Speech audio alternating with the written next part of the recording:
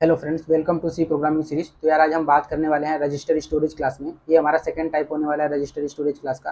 तो आज हम रजिस्टर स्टोरेज क्लास क्या होता है हम ये देखेंगे। हमने पिछले लेक्चर में हमने क्या किया था, ऑटोमेटिक स्टोरेज क्लास किया था। अगर वो वीडियो आप नहीं देखें तो वो आप देख लीजिएगा, जिससे आपकी बेटर अंडरस्टैंडिंग होगी इस रजिस्टर स्टोरेज क्लास में, क्योंकि टोटल रिलेटेड उसी से है, बस थोड़ा सा चेंज है। ओके, तो चलिए हम चलते हैं रजिस्टर स्टोरेज क्लास क्या होता है उसके बारे में। ओके, तो जैसा कि अगर कि हमने पिछले वीडियो में देखा था कि हमारा ऑटोमेटिक स्टोरेज उसका सिंटेक्स क्या था, ऑटोमेटिक स्टोरेज क्लास का। तो अगर कि मैं ऑटो स्टोरेज क्लास की बात करें तो हम लोग उसको कैसे डिफाइन करते थे। हमारा क्या होता था, ऑटो इंट, हम कोई एक वैल्यू ले लेते थे। ओके, तो ये हमारा हो जाता था उसका क्या, उसका एक सिंटेक्स हो जाता था। ओके, तो यहाँ पे हमारा ये क्या था, ये हमारा स्टोरेज क्लास था, और ये हमारा क्या था, डेटा टाइप्स था, और ये हमारा क्या था, ये हमारा वेरिएबल का नेम था। हम इसके बारे में चार चीज़ें डिफाइन कर रहे थे। क्या क्या, पहला उसका डिफ़ॉल्ट वैल्यू। इसका डिफ़ॉल्ट वैल्यू क्या होगा, इसका डिफ़ॉल्ट वैल्यू हमारा क्या होता था, इसका डिफ़ॉल्ट वैल्यू हमारा गार्बेज वैल्यू होता था। क्या होता था, गार्बेज वैल्यू। इसका फिर उसके बाद क्या था हमारा, इसका लोकेशन। इसका लोकेशन ये हमारा कहाँ रहता था, हमारा रैम में, यानी मेन मेमोरी में हम इसको स्टोर करते थे। फिर उसके बाद इसका स्कोप क्या था, स्कोप हमारा क्या था, ब्लॉक स्कोप एंड फंक्शन या फिर मेथड बोल सकते हैं। ओके, और ये चीज़ें थी, और हमारा ये क्या बोलते हैं, प्रोग्राम स्कोप इसमें अवेलेबल नहीं था, एरर आ रहा था, हमने रन करके प्रोग्राम भी देखा था। ओके, तो अब रजिस्टर स्टोरेज क्लास में हमें क्या करना है, रजिस्टर स्टोरेज क्लास में हमें जो ये ऑटो हम यहाँ पे नाम लिखे हैं ना इनिशियलाइज करने के लिए, यहाँ पे हम सिर्फ क्या लिख देंगे, रजिस्टर। क्या लिख देंगे, क्या लिख देंगे, सिर्फ रजिस्टर, रजिस्टर। फिर उसके बाद हम कोई अपना डेटा टाइप, इन टाइप का ए, हमारा ये हो गया इसका सिंटेक्स, किसका, रजिस्टर स्टोरेज क्लास का, ये हमारा हो गया सिंटेक्स। ओके, तो ये हमारा हो गया इसका रजिस्टर, ये हमारा क्या हो गया, यहाँ पे मैं लिख देता हूँ syntax of register storage class.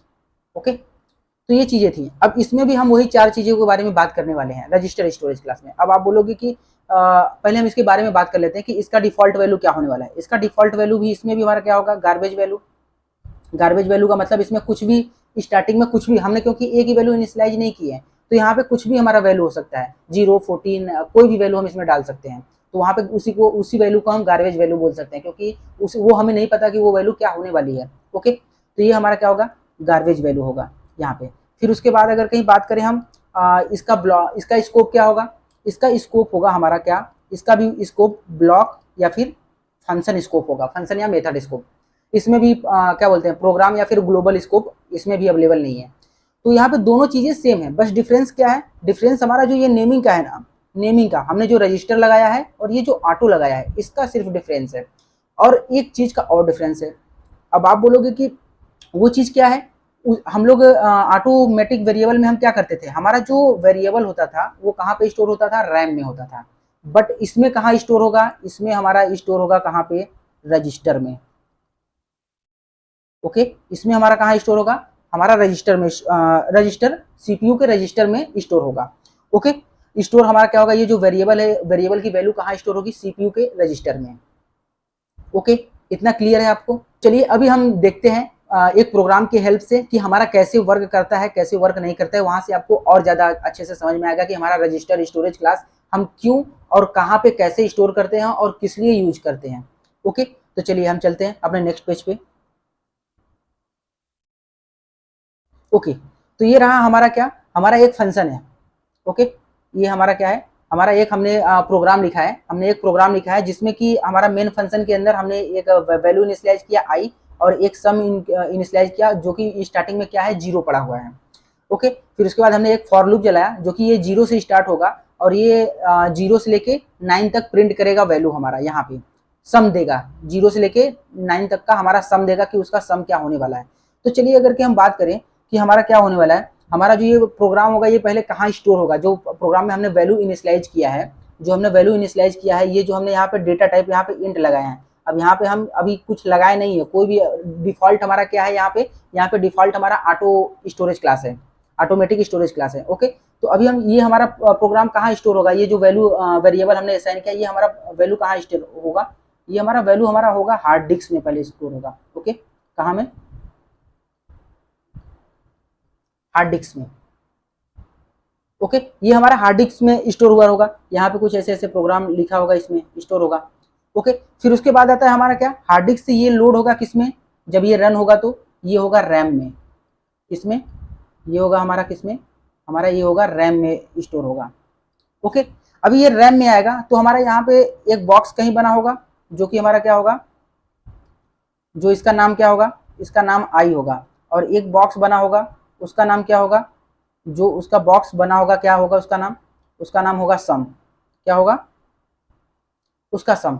अभी इनिशियली इसमें क्या पड़ा है, अभी इनिशियली इसमें क्या पड़ा है, अभी आई की वैल्यू यहाँ पे 0 है तो इनिशियली यहाँ पे 0 पड़ा है, और सम में क्या पड़ा है, इनिशियली यहाँ पे भी 0 पड़ा है, दोनों में 0 0 पड़ा है।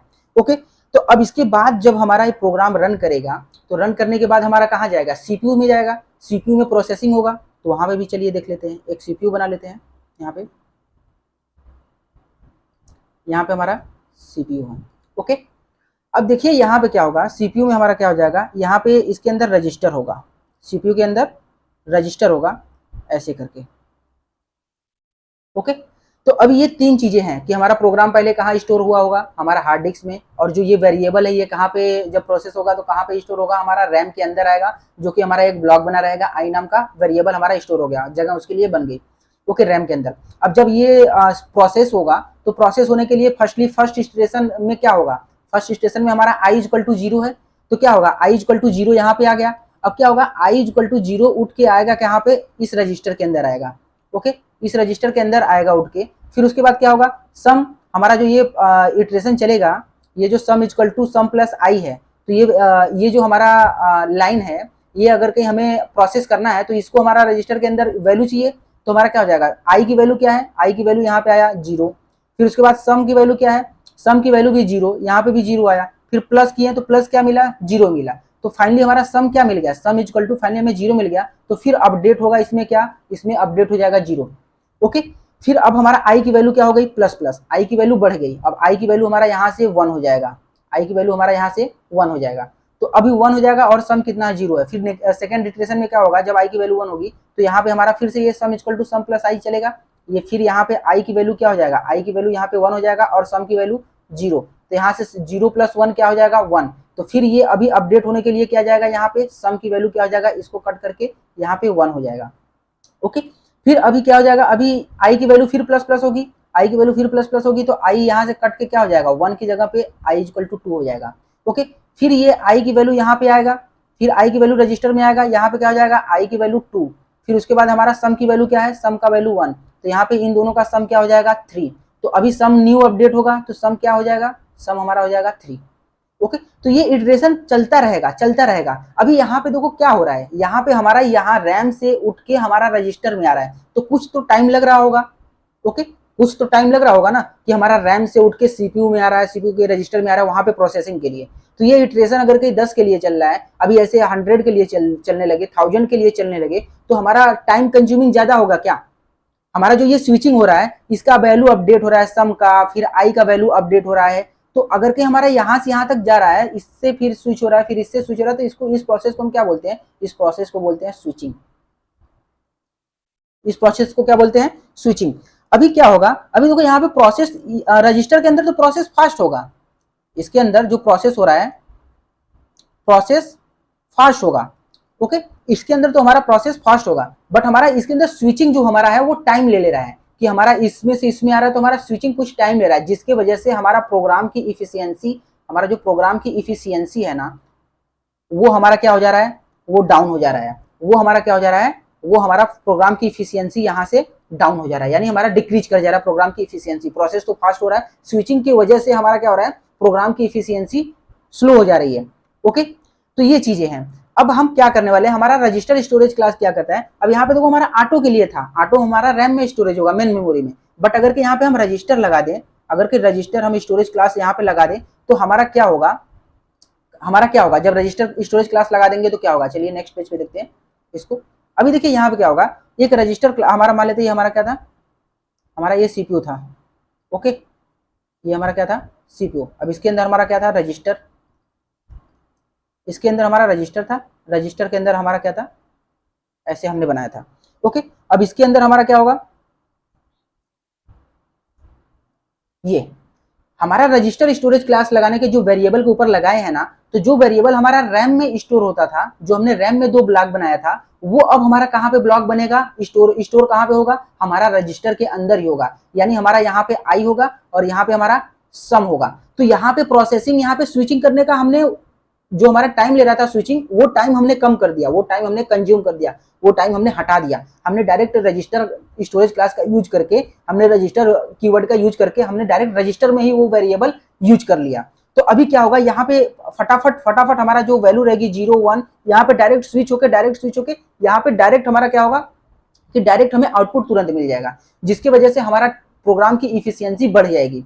ओके, तो इतना उम्मीद करता हूँ आप लोगों को समझ में आएगा कि हमारा रजिस्टर स्टोरेज क्लास क्यों यूज करते हैं, कहाँ पे यूज करते हैं और कैसे यूज करते हैं। ओके, तो अभी एक बात, इसमें कुछ पॉइंट मैं लिखा हूँ, उस पॉइंट को एक बार अच्छे से एक्सप्लेन कर देता हूँ कि और अच्छे से समझ में आ जाएगा। ओके, देखिए